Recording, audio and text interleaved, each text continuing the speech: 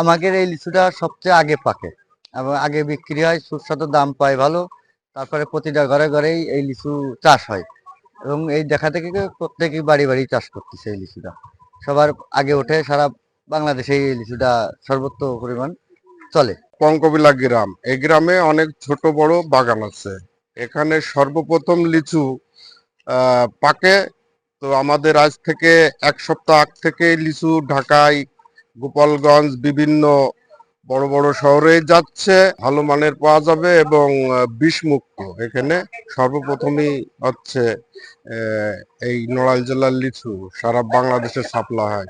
যখন গাড়ি মারি নিয়ে বেরোবানি তখন টিকান্তই ঠিক আছে। টিকান্তর ভিডিও করেন ভাই। আমি আসছি ভৈরব থেকে, কিশোরগঞ্জ ডিস্ট্রিক্ট ভৈরব। এখানে আমি 5 বছর যাবৎ ব্যবসা করতেছি।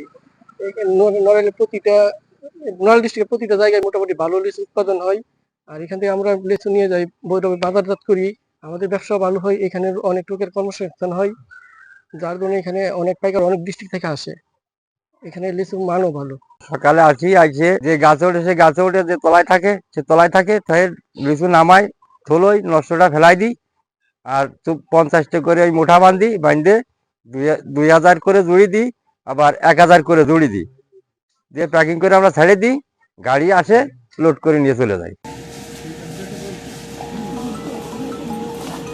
নড়াইল জেলার সদর উপজেলার পঙ্কবিলা গ্রামটি লিচু গ্রাম হিসেবে পরিচিত। এখানে প্রায় 41 হেক্টর জমিতে লিচু আবাদ হয়। এই বছর এখনই লিচু নামা শুরু হয়েছে এবং কৃষকরা যে দাম পাচ্ছে খুবই ভালো, আশাব্যঞ্জক। লিচুর ফলনও ভালো। এই দেখা দেখি নড়াইল সদর উপজেলার আশেপাশের কৃষকরা উদ্বুদ্ধ হচ্ছে এবং তারা প্রচুর পরিমাণে লিচু গাছ বপন করছে। আমরা লিচু চাষিদেরকে লিচু আবাদের যে চাষ পদ্ধতি, পোকামাকড় দমন সহ অন্যান্য পরিচর্যা বিষয়ক যে বিষয়গুলো আছে সেগুলো আমরা হাতে কলমে প্রশিক্ষণ দিয়ে থাকি এবং চাষিদেরকে উদ্বুদ্ধ করি লিচু চাষে আবাদ বাড়াতে, যাতে তারা এই সময়ে বেশি ফলন পেতে পারে এবং তারা লাভবান হতে পারে।